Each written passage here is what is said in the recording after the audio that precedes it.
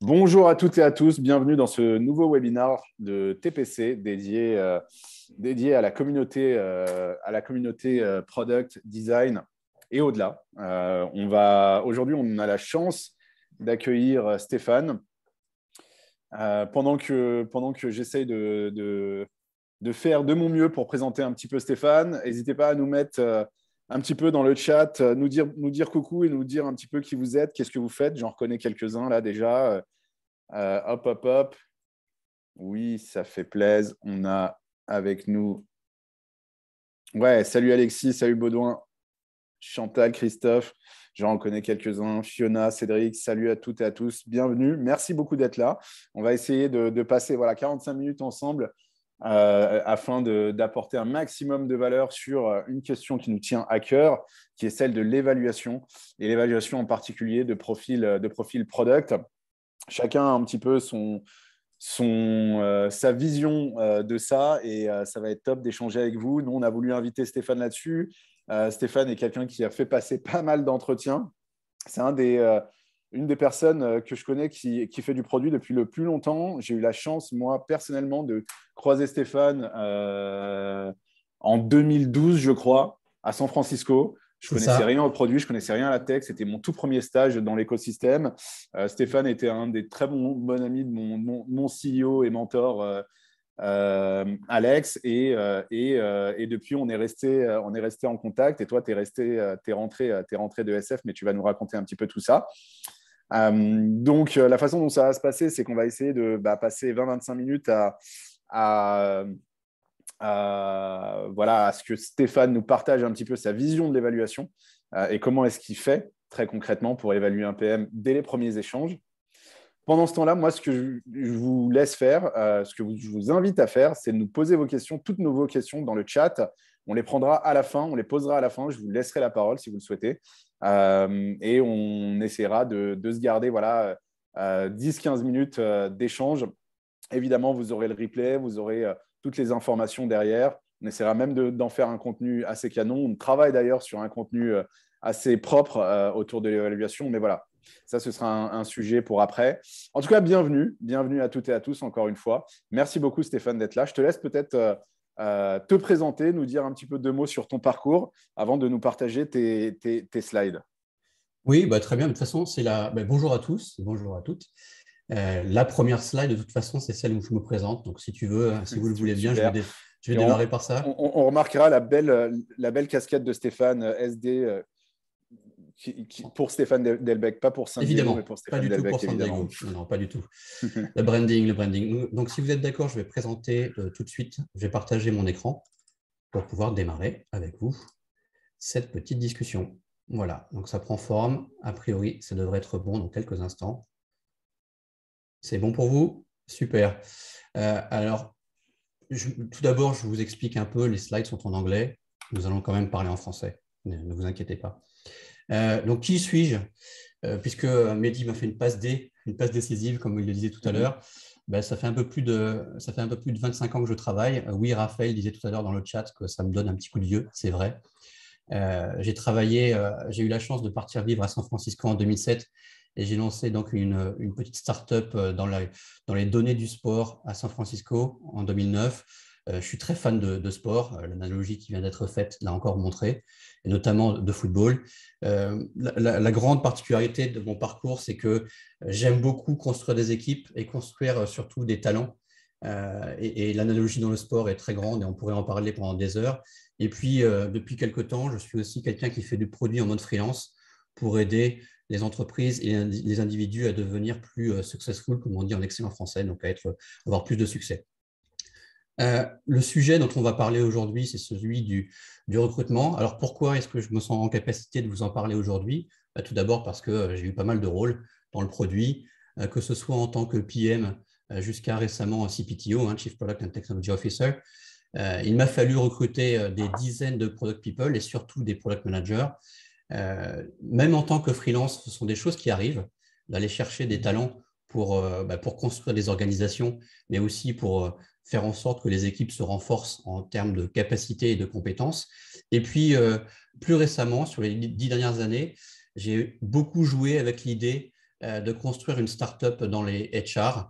Il a fallu même, j'ai presque lancé il y a quelques temps, il y a quelques mois, et Mehdi peut en témoigner, une start-up là-dessus, sur le sujet de la culture d'entreprise. Donc, les sujets autour de l'humain, autour des people, et notamment dans le produit, sont des sujets qui sont très au cœur de mes préoccupations. Voilà. Donc, le problème dont on va parler aujourd'hui, c'est que c'est de plus en plus difficile de recruter des talents produits. Vous le savez toutes et tous, c'est très compliqué. Maintenant, la question, c'est comment est-ce que l'on fait pour trouver le bon talent, pour trouver la bonne personne? Comment est-ce qu'on détermine quel est le meilleur fit? Et puis, quelle est mon approche, puisque j'ai recruté des dizaines de personnes produits dans ce process. Donc, très simplement, on va le voir, mon process contient 3 étapes. Et donc, l'idée durant cette petite présentation, ça va être de revenir sur chacune de ces 3 étapes. La première étape, c'est l'étape de culture, déterminer quel est entre le candidat et la personne le fit culturel qui pourra exister. La deuxième étape, et j'en parlerai un peu plus longuement, c'est la partie produit, donc le fit produit. Et enfin, évidemment, l'étape d'équipe, donc le fit avec l'équipe. Donc 3 étapes, c'est très simple, ça permet d'aller vite, et ce qui est très bien pour le candidat, ce qui est très bien pour la structure, pour l'entreprise. Donc, démarrons par le premier élément, donc l'étape culture fit. Et je m'excuse pour la qualité de cette slide, de cette image. Sur grand écran, ça passe quand même beaucoup moins bien. Donc, la première étape, généralement, elle est confiée au Talent Acquisition Manager qui doit, je dirais, opérer sa magie. Et là, toute la beauté, c'est que ça doit être rapide. Donc, je confie la responsabilité au Talent Acquisition Manager pendant 30 minutes d'évaluer de façon très claire l'alignement avec les valeurs de l'entreprise. Les valeurs de l'entreprise sont souvent des mots qui sont sur des posters. C'était d'ailleurs tout l'objet de la start-up que j'ai failli lancer en début d'année. Mais donc, ça nécessite naturellement d'avoir comme prérequis des valeurs d'entreprise, de les avoir créées. Et qui mieux que le Talent Acquisition Manager ou la TAM pour aller chercher justement chez la personne, chez le candidat, cette capacité à aller s'intégrer dans les valeurs de l'entreprise. J'ai notamment en tête une personne qui peut-être est là dans les participants avec lesquels j'ai beaucoup travaillé chez Eldo quand j'y travaillais à l'époque, Manon Bardel, qui avait cette grande capacité en très peu de temps, donc ce 30 minutes suffisait largement pour déterminer si cette personne pourrait travailler au sein de l'entreprise.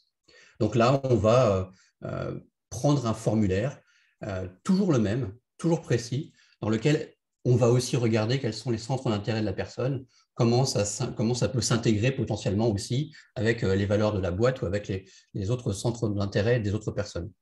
Évidemment, l'objectif de ce premier entretien, c'est de mettre en avant des points d'attention, des éléments sur lesquels il faudra creuser pour qu'on puisse déterminer si ça peut marcher. En revanche, il n'est pas nécessaire, parce que la magie du TAM n'est pas là, de tenter de qualifier l'expertise et les compétences techniques de la personne. On est vraiment là pour déterminer si la personne peut s'intégrer dans la culture d'entreprise de la société. Voilà, 30 minutes, première étape, et on souhaite aller vite. Et donc, la deuxième étape, une fois que le profil est validé, donc on passe à la deuxième étape qui est celle du product fit. J'en profite pour vous demander de nous laisser vos interrogations ou vos réflexions sur la question du culture fit, justement. Comment est-ce que vous faites? Est-ce que vous avez des questions aussi pour Stéphane là-dessus? Laissez-nous tous sur le chat et on vous y répondra à la fin. Précisément, et à noter que je ne regarde absolument pas le chat maintenant, donc s'il y a des commentaires, on pourra y répondre après. Donc, deuxième étape, ce product fit. Et alors, le product fit, c'est compliqué. Pourquoi? Parce que trouver les bonnes personnes, c'est compliqué.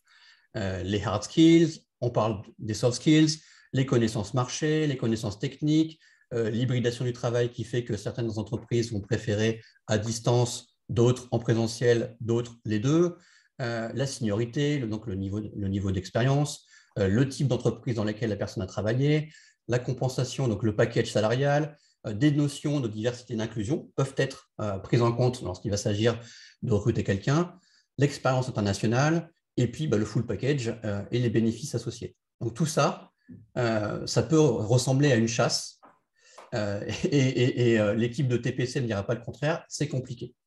Voilà. Néanmoins, il faut quand même trouver des solutions.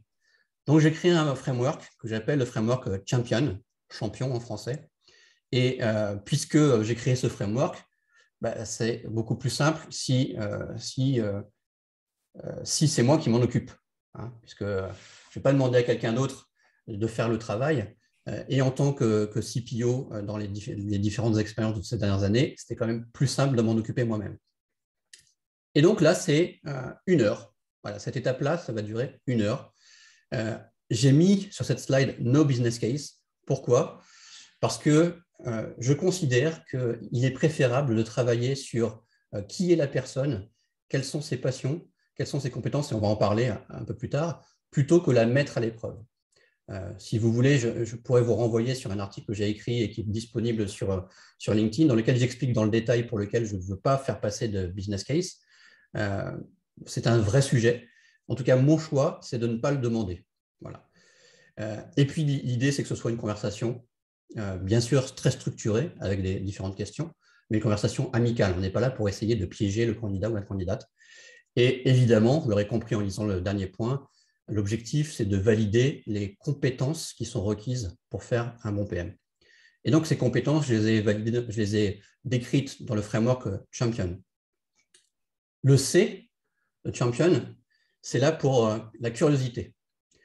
Et la curiosité, si vous êtes des gens produits ou pas d'ailleurs, mais en tout cas, la nécessité d'apprendre toujours, de découvrir des nouvelles compétences, d'acquérir des connaissances, de comprendre les problèmes, d'arriver à déterminer véritablement ce sur quoi on va travailler, de toujours être dans l'apprentissage et de comprendre quelles sont les attentes, que ce soit dans une phase de découverte ou que ce soit dans une phase de travail collaboratif.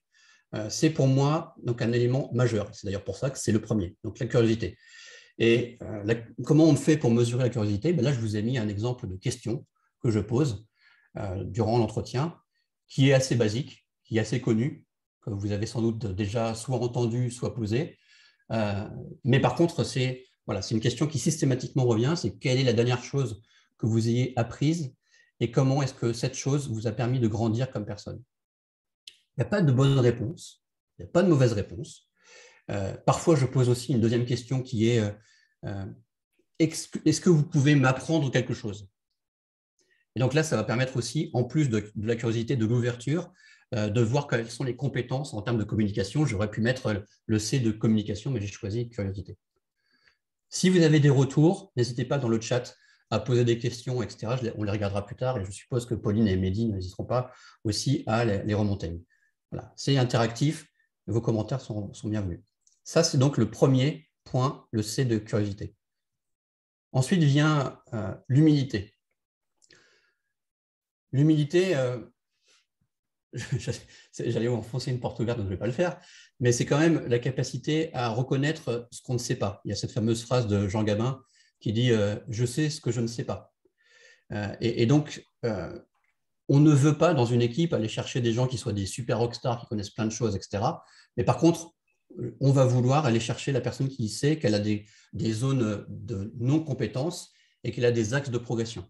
Donc, c'est la capacité, par exemple, à prendre un peu de recul, la capacité à grandir, enfin, à savoir qu'on doit grandir, et puis surtout, ne pas démontrer une attitude où on sait tout, on a tout vu et on sait tout faire. Donc là, encore, comment ça peut se mesurer? Comment ça peut se valider? Voilà, je vous ai mis un exemple de question qui est pareil, assez classique, qui m'a moi-même, en tant que candidat, été posé à plusieurs reprises, qui est donc quelle est la plus grande erreur que vous ayez faite et qu'en avez-vous appris? C'est une question classique, mais c'est une question qui arrive très rapidement dans mon schéma d'entretien, parce qu'elle permet aussi de déclencher d'autres questions, puisque, comme je vous l'ai dit tout à l'heure, c'est une conversation. Donc ça, c'est donc le H de humility en français. Troisième, le A, agility, donc l'agilité. Donc l'agilité, c'est un sujet qui est évidemment protéiforme. Selon que vous soyez une personne qui travaille depuis des années ou pas, vous avez été biberonné à tout cela ou pas. Mais c'est outre les rituels, comme je l'indique ici, les rôles, les responsabilités, être en capacité de déployer en mode delivery justement une méthodologie, c'est aussi, et je pense surtout, en fait, un état d'esprit. C'est la capacité de planifier, de s'adapter. C'est la capacité de faire des plans et de réagir. C'est la capacité de prendre en compte les contraintes et les besoins. Donc, je crois même qu'il y a une personne dans l'audience ici que j'ai recrutée, à qui j'avais spécifiquement posé cette question et qui m'avait répondu absolument rien du tout sur la partie Scrum, sur la partie Agile, Kanban, etc., mais qui m'avait plus parlé de sa réactivité. Et effectivement, quand on dit Agile, qu'est-ce que ça veut dire pour vous? Donc, une question extrêmement ouverte, on peut avoir des réponses qui vont embrayer sur chacun de ces points-là. Ça m'intéresserait, typiquement, là, on a, je crois, 151 personnes qui sont en train de nous écouter, de m'écouter. Ça m'intéresserait de voir si c'est une question qui, selon vous, permet bien de mesurer l'agilité ou pas, ou si on risque de tomber dans un écueil. Je continue. Le quatrième point, c'est les métriques. Les métriques, bien sûr, ce qui ne se mesure pas ne se comprend pas. Et donc, lorsqu'on veut aller recruter un product manager, il est essentiel de savoir quelle est son appétence pour la partie donnée. Pourquoi utiliser de la donnée? Quand utiliser de la donnée? Comment l'utiliser? Quelles sont les sources de données qu'on va utiliser? Je me rappelle très bien, dans une des fonctions que j'ai eues, où mon manager m'a demandé de mettre en place un dashboard en me disant qu'il fallait qu'on ait une quarantaine de KPIs. Et on le sait tous, quand on mesure trop de choses, finalement, on ne mesure rien. Qui va utiliser ces KPIs? Finalement, pas grand monde. Et on avait donc déterminé qu'il fallait réduire à une portion un peu plus congrue le nombre de KPIs.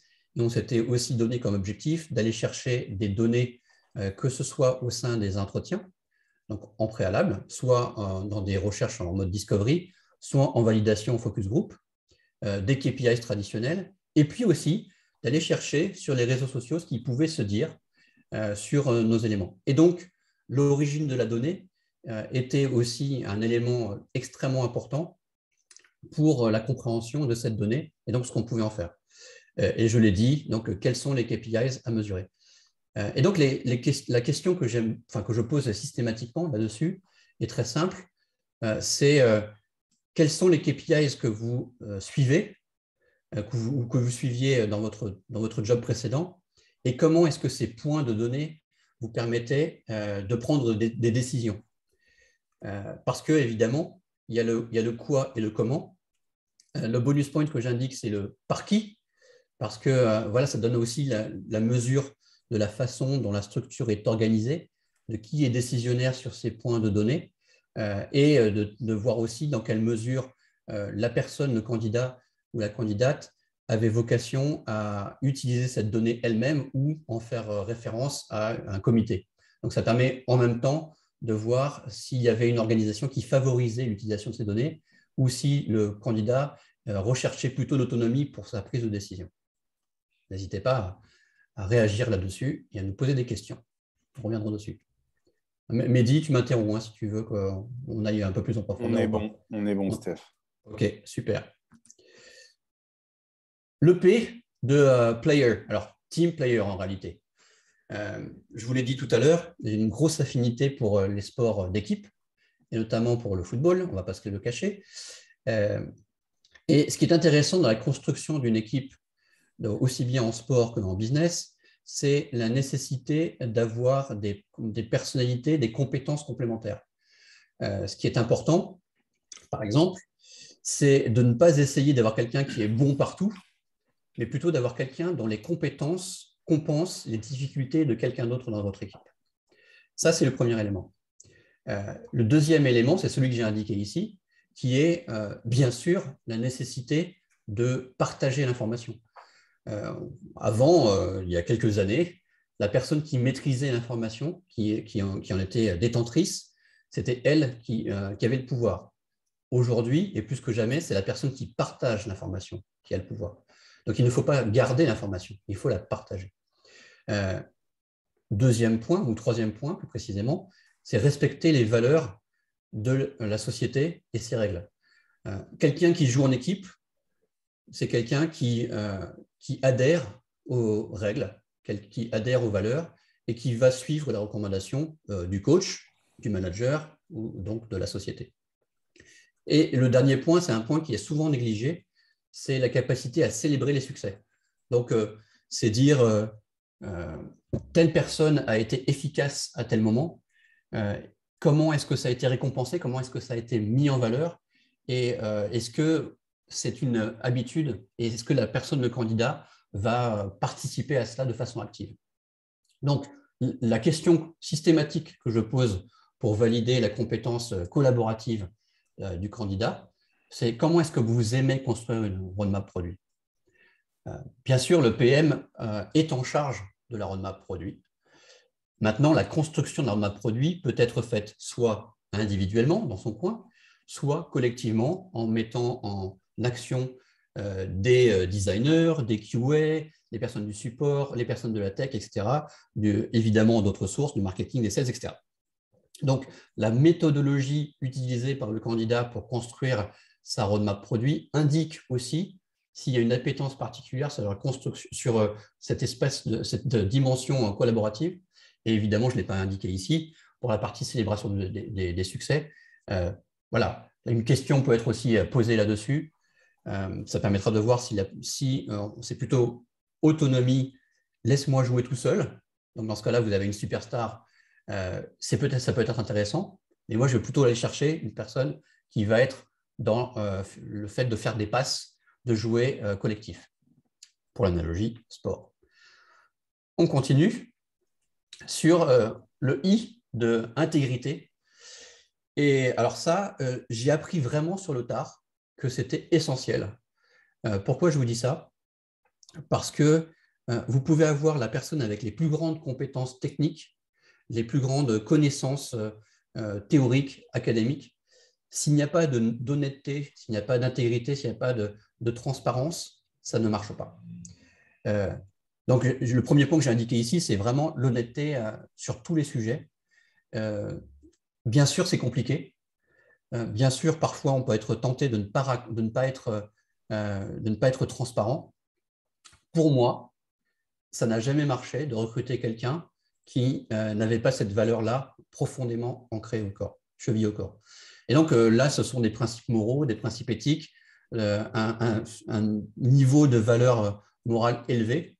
Et donc la question qui est une vraie question, puisque c'est un cas qui s'est produit dans une des boîtes dans lesquelles je travaillais, il est arrivé un moment où nous avions vendu en mode un peu projet, donc c'était assez désagréable, mais ça arrive aussi dans nos métiers, une fonctionnalité essentielle avec un engagement qui avait été pris par les commerciaux sur une date précise. Et donc, au fil du développement, on se rend compte que la fonctionnalité ne sera pas disponible à la date prévue pour ce client. Donc, gros souci. Et donc, la question qui s'est posée, et donc la question que je pose aussi en entretien, c'est il va falloir reporter, parce qu'on le sait, il va falloir reporter le lancement de cette fonctionnalité. Est-ce que vous le dites à votre management? Est-ce que vous le dites au client? Et comment vous le dites? Et ça, c'est un vrai sujet, parce que certains diront je ne préfère pas le dire, on verra, on va pousser au maximum, on va travailler soir et week-end, et on va faire le maximum pour s'approcher de la date et on gérera a posteriori. D'autres diront moi, ça ne pose aucun problème de cacher le fait qu'on a raté et voilà, de faire porter la responsabilité sur les uns ou les autres, voire de complètement l'aliéner. Et d'autres vont jouer la transparence. Vous avez compris par rapport à ce que je vous ai dit précédemment quel est mon set de priorités et ce que je vais plutôt valoriser. Mais en tout cas, cette question-là permet de voir vraiment le niveau d'intégrité, me semble-t-il. Les retours sont appréciés encore une fois. On avance sur le haut de l'ouverture. Et là, Mehdi, tu parlais du fait que nous nous sommes rencontrés à San Francisco. Donc, j'ai eu la chance d'y vivre pendant à peu près 7 ans. À San Francisco et dans d'autres endroits, heureusement, on valorise beaucoup les opinions diverses et variées. On met beaucoup en valeur aussi la diversité des parcours, la diversité des origines, des expériences, des perspectives, et on va rechercher un feedback constructif. Et être ouvert, c'est être ouvert aux autres dans leur diversité, c'est être ouvert au feedback, c'est être ouvert à la critique. Évidemment, si la critique est sollicitée et constructive, ça passe beaucoup mieux. Mais en tout cas, c'est une grande qualité très recherchée. Donner du feedback, c'est facile. Tout le monde, je pense, en est capable. Recevoir du feedback, c'est plus compliqué. Et ça travaille aussi le sujet de l'ego, de l'ouverture à l'autre, etc. Donc la question ici, c'est une question assez classique. C'est pareil, hein, vous l'avez déjà vu, mais c'est celle que j'utilise systématiquement pour mesurer ça. C'est donc quelle est la meilleure critique que vous ayez reçue et pourquoi. Assez classique, encore une fois, mais je pense que c'est nécessaire de passer par ce filtre-là. Et enfin, le dernier point, c'est assez compliqué de traduire ça en français. Le terme, c'est nimbleness. Donc, c'est pour ça que j'ai un peu plus détaillé. Donc, c'est la capacité à analyser rapidement, à faire des analogies. Bref, c'est la vivacité d'esprit. Et pourquoi c'est important? Parce que lorsque vous allez recruter un candidat, vous allez évidemment trouver quelqu'un qui n'a pas nécessairement les compétences sur le marché, la connaissance, pardon, du marché. C'est peut-être quelqu'un qui était avant dans une structure plus petite ou dans une industrie un peu différente et donc qui n'a pas été confronté à vos problématiques. Donc, vous avez besoin de quelqu'un qui ait cette capacité d'apprentissage dont on parlait tout à l'heure, mais cette capacité aussi d'analyse. Donc, ce N de nimbleness, que je ne sais pas traduire avec un N en français, et vous m'en excuserez, pour moi est essentiel. La question, c'est une question que j'ai volée à Peter Thiel, que vous connaissez évidemment, qui est, et là, toutes les personnes que j'ai eu l'occasion de voir en entretien pourront témoigner que ce n'est pas une question simple, mais maintenant vous aurez ce pouvoir magique de pouvoir l'utiliser aussi, ou de vous préparer, c'est quelle est la chose importante, quelle est la vérité dont vous êtes certaine et pour laquelle personne ne sera d'accord avec vous, ou peu de personnes seront d'accord avec vous. Donc c'est une question extrêmement intéressante parce qu'elle est tordue et qu'il n'y a pas de bonne réponse pour cette question en fait.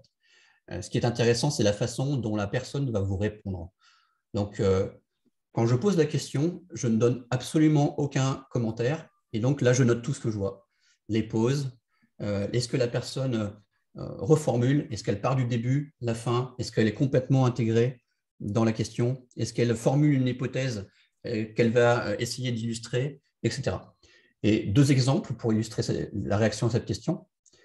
Pour un poste de product designer, une personne m'avait répondu pendant 3 minutes un monologue incompréhensible. Mais ce qui est intéressant, c'est que elle allait dans tous les sens, elle faisait des hypothèses, elle revenait, et je ne sais pas vous dire quelle était sa réponse. C'était intéressant par rapport au type de profil qu'on recherchait. En revanche, une personne m'a répondu en une demi-seconde, ma fille est la meilleure, ce qui est une réponse extrêmement intelligente. Okay, elle avait tout compris tout de suite. Je n'ai pas pu déterminer finalement quel était son processus de réflexion et analyser sa méthode. Et sur d'autres aspects, ça ne l'a pas fait, donc on n'a pas pu lui proposer le poste. Néanmoins, cette question est super puissante. Je vous invite vraiment à réfléchir et à l'utiliser. Mehdi, tu peux la prendre, évidemment, elle n'est pas de moi, Peter Thiel, c'est cadeau. C'est une des questions qui m'avait c'est un des passages du livre Zero to One qui m'avait le plus marqué. Exactement.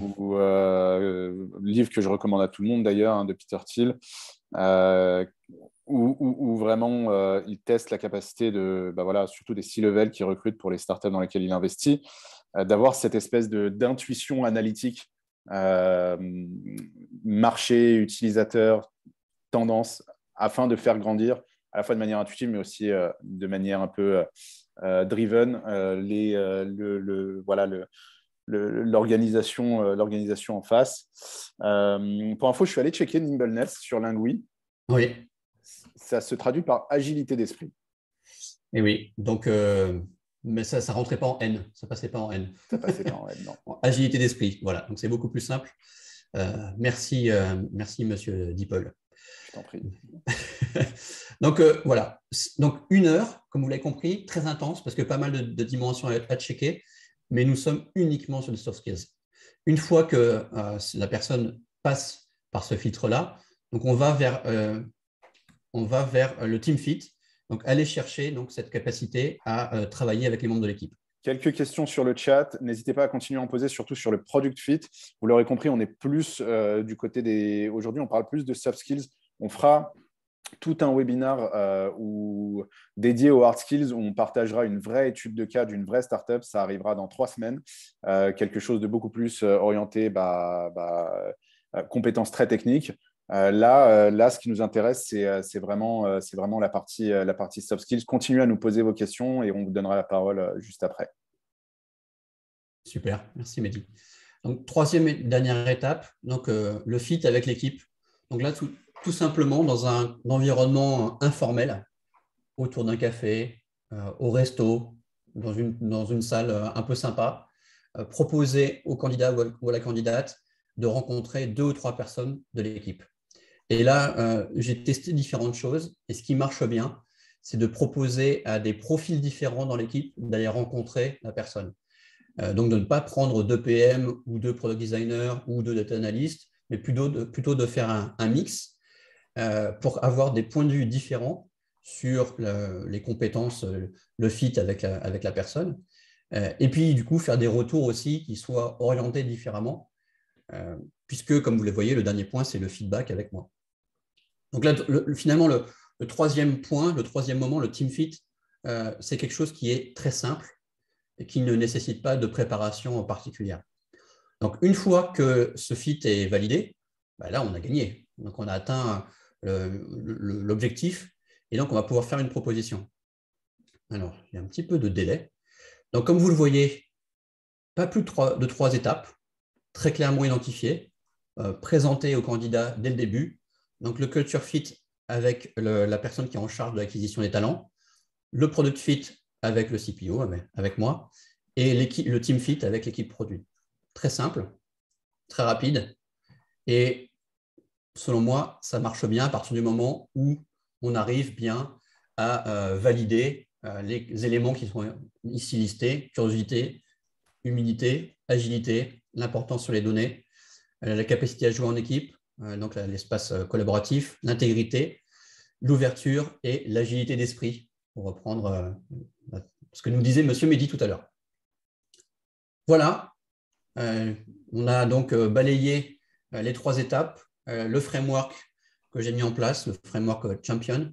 J'espère que ça vous a permis d'y voir un peu plus clair. Il y a sans doute des questions, des retours, et je vais arrêter de partager mon écran pour pouvoir regarder un peu tout ça.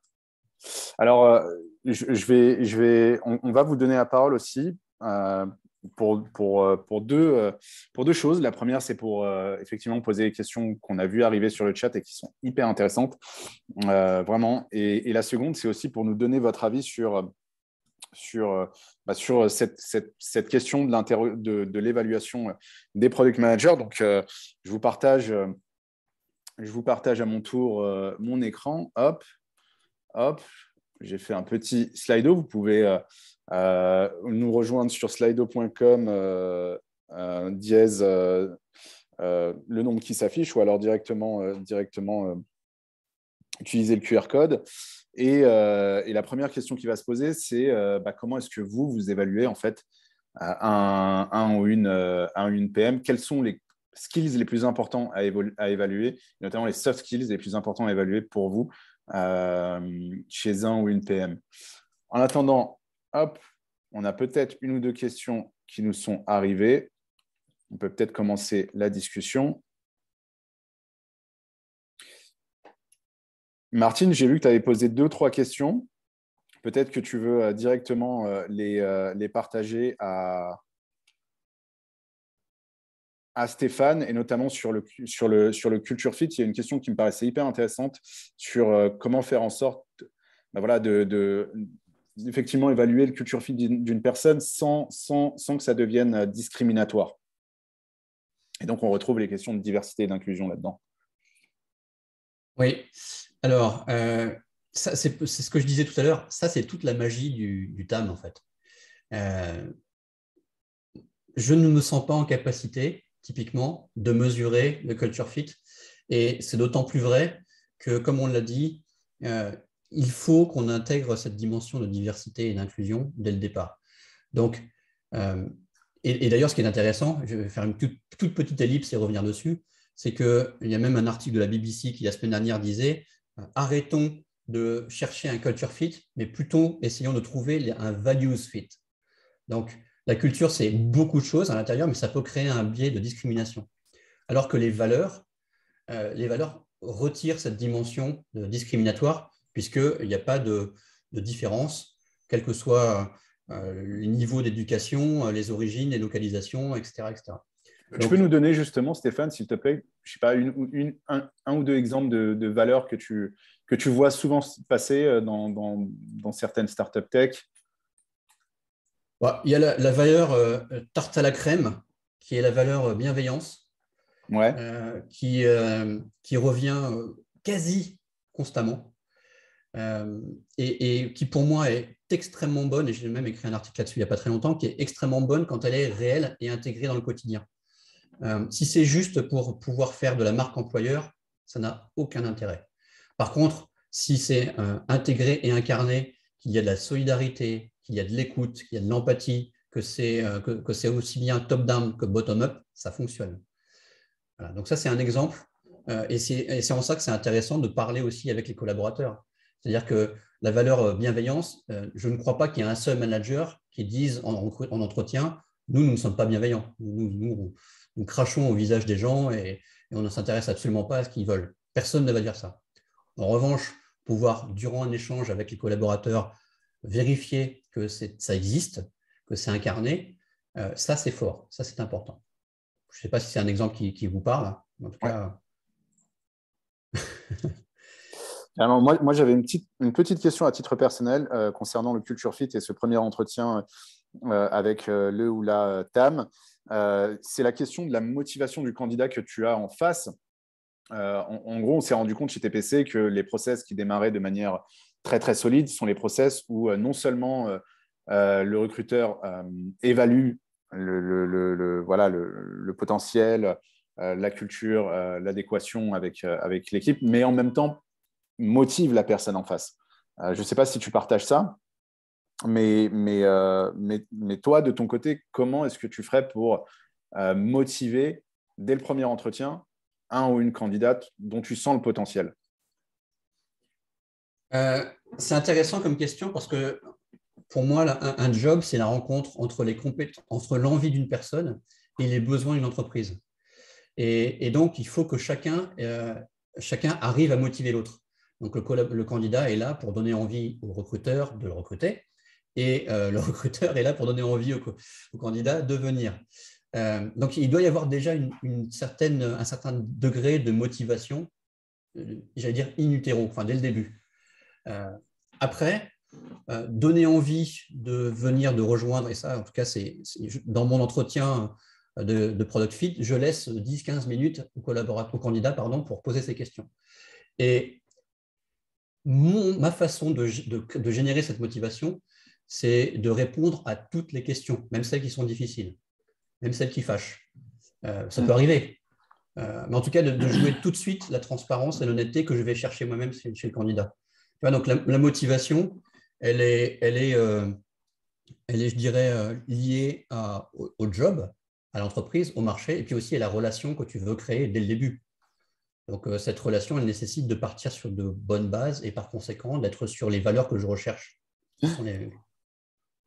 Si tu me permets, Stéphane, moi, il y a un truc qu'on fait beaucoup aussi chez TPC pour nos candidats en interne. Là, la team grossit un tout petit peu. Et ce qu'on fait pour créer de la motivation dès le tout premier call, c'est de partager un petit peu notre système interne. Et notre système, c'est quoi? C'est notre mission d'entreprise, notre vision pour TPC. Mon background à moi, je parle beaucoup de de ce que j'ai fait, moi, par le passé, pour que la personne sache dans quel environnement elle met les pieds. Et puis surtout, le bénéfice que la personne retirera du fait de venir bosser avec nous. Et pas seulement le bénéfice financier, évidemment le bénéfice financier, mais aussi l'impact qu'elle aura au quotidien, le bénéfice de travailler avec notre équipe, ce qu'elle fera dans son day-to-day et comment elle va grandir. Tout ça, c'est… En fait, je me suis surpris parfois à passer les 3/4 de l'entretien à juste essayer de motiver une personne en face. Et c'est vrai que c'est pour ça que je te pose la question, parce qu'elle est vraiment cruciale, surtout pour une petite entreprise comme nous. Tu as raison, et c'est vrai. Enfin, je ne sais pas si on veut embrayer tout de suite sur notre question, mais Ouais, on va. totalement d'accord avec toi, Mehdi, là-dessus. Et comme je le disais, tu dois créer l'envie de travailler des deux côtés, de travailler ensemble des Exactement. deux côtés. Alors, on a la question du leadership qui revient assez souvent, et on a Sarah Kali qui nous pose très simplement cette question: comment est-ce que tu évalues le leadership chez un candidat? Je ne l'évalue pas. Je ne l'évalue pas. En fait, il transparaît au fil des questions. Donc, ce n'est pas un sujet vraiment spécifique sur lequel je vais poser des questions, parce que c'est pareil, les questions risquent d'être un petit peu tarte à la crème. En revanche, la capacité de la personne à exprimer, à s'intégrer dans une problématique, à créer des liens, etc., ça transpire, en fait. Ça transpire. Aujourd'hui, qu'est-ce qu'un leader? C'est quelqu'un qui t'amène derrière lui. Et comment tu mesures que la personne est un bon leader ou pas? C'est que tu es derrière lui. Donc, durant l'entretien, je ne sais pas le mesurer spécifiquement avec des questions. Par contre, ça va apparaître. Alors, on a eu beaucoup de réponses pour cette première question sur Slido. Je vous en remercie. Donc, la curiosité, ça revient souvent sur l'évaluation APM, la communication. Bridge the gap entre le design et les développeurs et les business needs, ouais. Gestion du temps, quelque chose qui arrive souvent, tout ce qui est time management, humilité, transparence, communication. On va vous poser une deuxième question et une dernière, promis, sur l'entretien lui-même, et on aimerait beaucoup avoir votre avis sur quelles questions ce qui vous paraît pertinent de poser en entretien et pourquoi. Du point de vue du recruteur, Mehdi, ou du point de vue du candidat? Du point de vue du recruteur, excusez-moi, ouais, du point de vue du recruteur. Sinon, j'ai plein d'autres questions pour toi, Stéphane. Fabien qui nous demande, tu ne mentionnes pas qui nous dit, tu mentionnes ne pas faire passer des case studies, mais comment évaluer que la personne incarne réellement les réponses qu'il fait au framework Champion? C'est intéressant parce que est-ce que le framework Champion est compatible avec un case study? Je le rappelle, curiosity, humility, agility. Enfin, voilà, on est sur des soft skills. Et je pense que le case study valide plutôt des compétences, valide plutôt des caractéristiques apprises par les années d'expérience, apprises par les produits lancés, parfois même par les projets menés.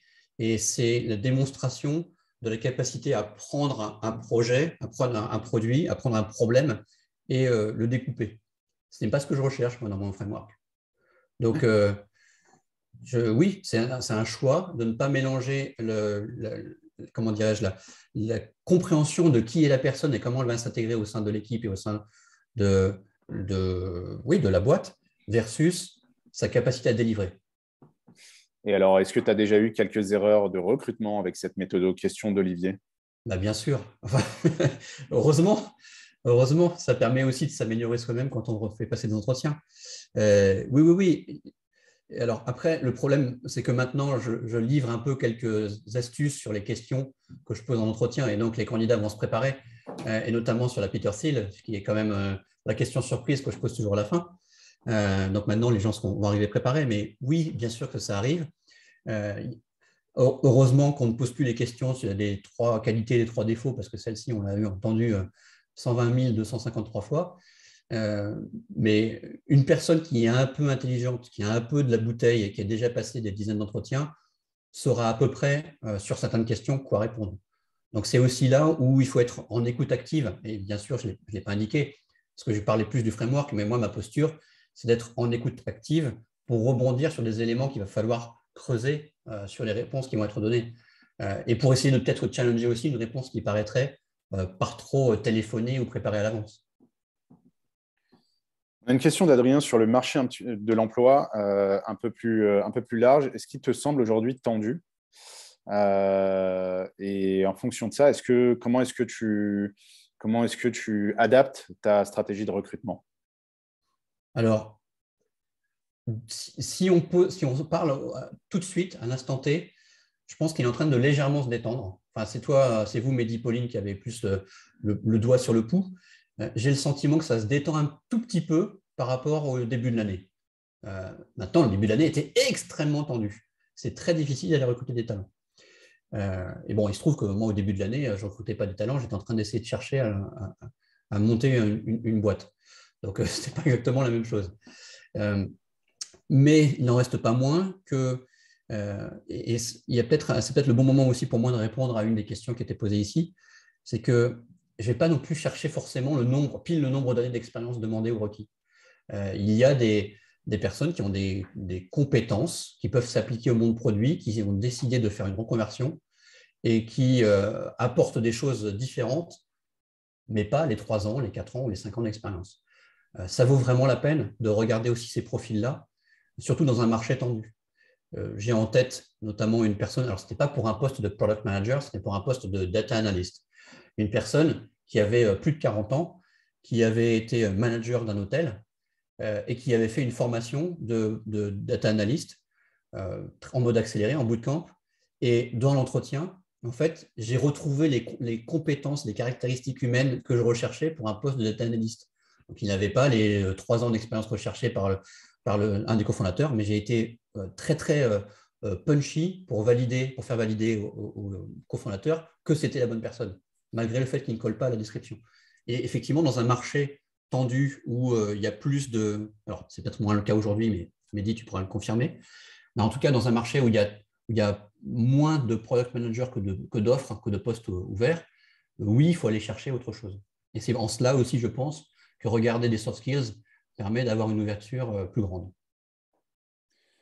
Nous, ce qu'on constate aujourd'hui, c'est que en fait, il y a une vraie évolution mais ça a toujours été le cas, mais vers de nouveaux secteurs d'activité. Voilà, ça suit un petit peu les grandes tendances, hein. Si on regarde, on parle de l'agritech, on parle de la green tech beaucoup, on parle de tout ce qui va être crypto, Web3. Et c'est des secteurs ou de la fintech même, et c'est des secteurs qui vont voilà, demander un certain niveau d'expertise ou au moins de curiosité, comme tu en as parlé. Et du coup, ça reste un petit peu des secteurs en tension. Si tu veux, le product manager un petit peu généraliste, voilà, je prends l'exemple de la personne qui fait du SaaS classique. C'est quelque chose d'évidemment moins tendu qu'avant, mais sur les nouveaux océans qui s'ouvrent dans le produit, c'est quelque chose qui reste voilà, assez en tension. Et je parle des secteurs, je parle aussi des niveaux un petit peu de product management. Si on regarde un petit peu les CPO, toi qui es dans French CPO, Steph, tu peux peut-être nous donner un chiffre, mais je pense qu'on n'en a pas des masses en France, alors qu'on a des startups qui sont vraiment en train de se structurer, d'avoir des niveaux voilà, internationaux, de devenir des champions pour le coup, et qui ont besoin d'un niveau d'expertise stratégique et managériale assez important. Donc, il reste quand même pas mal de zones de tension sur les products, comme sur les designers, comme sur la tech en général. Oui, c'est vrai. French CPO, très simplement, c'est moins de 200 personnes. Voilà. Juste, ouais, quelques questions et avant qu'on arrive sur les uns et les autres sur notre pause déj. Hop. J'essaie de trouver des questions auxquelles on n'a pas répondu. Il y en a pas mal. Oui, ce framework est-il adapté selon le grade de la personne? Junior, senior, lead, CPO? Voilà, alors, ce framework, je l'ai mis en place en étant moi le plus haut product. Donc, évidemment, ça ne permet pas de recruter un CPO, puisque c'était mon poste. Et ensuite, c'est une bonne question. Je pense qu'il faudrait le travailler un peu plus pour des grades plus élevés, parce que la dimension stratégique, par exemple, n'y apparaît pas. Donc, la capacité à prendre du recul et de former une version un peu plus, ouais, c'est ça, stratégique, n'y est pas. C'est sans doute beaucoup plus pour des PM, à réfléchir un peu tout de suite, sans doute plus pour des PM. Est-ce que je rajouterais des choses? Peut-être le S à la fin de champion. Pour faire champion, c'est donc là, ça devient stratégie, et bim, c'est réglé. Mais non, blague à part, il faudrait travailler un peu plus là-dessus. Et là, on reboucle avec l'analogie sur le football. Voilà. On a eu quelques questions concernant la data, parce que tu en as parlé à un moment donné. Et la question qui revient entre les lignes, c'est un peu jusqu'où est-ce que quelqu'un au product a besoin d'avoir des connaissances data, d'être data-driven. Oui. Alors, ce que je recherche, c'est très simple. Ce n'est pas quelqu'un qui soit un data analyst et encore moins un data engineer. Donc, c'est plutôt quelqu'un qui a une sensibilité plus ou moins forte, exacerbée sur la dimension donnée. Prendre des décisions sans avoir la compétence de regarder la data, ou à minima de se poser la question de la bonne data à aller chercher, c'est une erreur. Voilà. Et c'est une erreur que j'ai faite moi-même, donc je peux en parler. Et Mehdi, tu mentionnais San Francisco, ASF, et dans la startup que j'ai lancée, c'était une startup des data du football. Il n'empêche que les fonctionnalités que j'ai lancées en 2009, c'était des fonctionnalités basées sur mon intuition et pas basées sur les retours et sur les usages. Donc, ça, je l'ai appris très, très concrètement. On prend des données, on en fait quelque chose. Donc, voilà, je n'ai pas besoin que la personne sache manipuler un cube de données ou fasse des requêtes SQL avancées. En revanche, qu'elle puisse dire, pour valider l'intérêt de telle fonctionnalité, je veux qu'il y ait une manifestation d'un changement de tel KPI pour plus ou moins X%. Et ça, c'est nécessaire et suffisant. Si la personne est compétente au-delà de ça, c'est un plus, mais ce n'est pas nécessaire. J'ai une question un petit peu à titre personnel aussi. Tu as parlé d'humilité dans le framework. La question que tu as partagée, je crois, à poser en entretien, c'est quelles sont les erreurs, parle-moi d'une erreur commise. Qu'est-ce que tu t'attends à quel type de réponse pour ce genre de question? Quelle va être une bonne ou une réponse, ou plutôt une question, ou à l'inverse, une réponse rédhibitoire? Évidemment, je vais enfoncer une porte ouverte. Si la personne me dit qu'elle ne fait pas d'erreur, c'est direct non. Voilà, ça va aller assez vite. Après, est-ce qu'il y a vraiment une bonne réponse ou une mauvaise réponse? Non, parce qu'encore une fois, c'est la capacité de la personne à prendre du recul sur son parcours et aller piocher indifféremment dans son expérience personnelle ou dans son expérience professionnelle. Évidemment, si c'est professionnel, on va beaucoup plus pouvoir tirer le fil de la pelote et déterminer des choses, des actions à mettre en place ou des questions supplémentaires. Mais c'est arrivé que quelqu'un me réponde sur la dimension personnelle. Et auquel cas, ce n'était pas attendu. Hein. Encore une fois, je ne suis pas en train de juger une personne. Je suis en train de juger des qualités chez une personne. Donc, voilà, au-delà, tu vois, c'est un peu vague comme réponse, Mehdi, mais c'est parce que, encore une fois, je n'attends pas une réponse très particulière. J'attends une capacité à prendre du recul et à l'énoncer clairement. Pourquoi pas, après, du point de vue, si la personne accepte le job, et si c'est la bonne personne, que ça puisse être un axe de développement dans les trimestres qui vont suivre. Canon. Il va nous rester 5 minutes. Je pense qu'on va un petit peu regarder les questions qu'on a pu avoir dans le Slido. Mettez-nous un tout petit peu, si vous le souhaitez, votre feedback sur ce talk avec Stéphane. Voilà, ce qu'on aime bien, c'est un petit peu avoir une note entre 1 et 5 et quelques mots sur ce que vous avez appris, ce que vous en retenez. C'est important pour nous. Et nous, ce qu'on va faire, c'est qu'on va essayer de soumettre quelques-unes de ces questions du Slido à la communauté. Ça va être assez intéressant d'avoir les retours. Quelle est la plus challenging décision que vous avez prise? Si tu devais monter un side project complètement différent. Ouais, j'aime beaucoup celle-là. C'est bien La ça, question oui. du side project, elle est vraiment canon. Vraiment top. Ça donne un petit peu une vision de l'intuition analytique de ce dont on parlait tout à l'heure. Comment avez-vous mis en place ce succès? Un projet que tu aurais mené à bien. C'est top, ça c'est des choses qu'on revoit souvent. On va essayer de faire une base de questions-réponses avec TPC bientôt. Donc, pour vous donner un peu quelques news, pendant que vous nous mettez quelques feedbacks, s'il vous plaît, si vous le voulez bien, sur le chatroom, pour vous donner quelques news, on a pas mal de talks qui arrivent sur la partie produit, sur la partie design, sur la partie data, sur la partie tech en général et recrutement, bien sûr. En novembre, on ne va pas s'arrêter. On a un beau programme. On va parler Alors, je sais que ça a pu en frustrer quelques-uns aujourd'hui, mais c'était vraiment important d'évoquer pour nous cette question des soft skills et on va beaucoup plus plonger sur les hard skills dans quelques jours, quelques semaines, avec une vraie étude de cas et un product qui va venir nous challenger là-dessus. Et sinon, à côté de ça, on a, comme chaque mois, aujourd'hui, notre session de recrutement qui a démarré cette semaine, notre session de novembre, avec, on a la chance aujourd'hui d'accueillir pas mal de profils product et design assez canons. Donc n'hésitez pas si vous souhaitez qu'on parle un petit peu de vos challenges de recrutement sur ces profils-là. N'hésitez pas à nous contacter, ce sera avec grand plaisir. Voilà, en tout cas, Stéphane, on a jusqu'à maintenant des très bons retours dans le chat, donc c'est top. N'hésitez pas à contacter directement Stéphane si vous voulez continuer le talk. Nous, on va vous partager le replay. Merci beaucoup d'être venu nous partager ton framework, Stéphane. C'était vraiment un plaisir d'échanger avec toi. Et je te laisse peut-être le mot de la fin, si tu veux. Waouh, c'était pas prévu.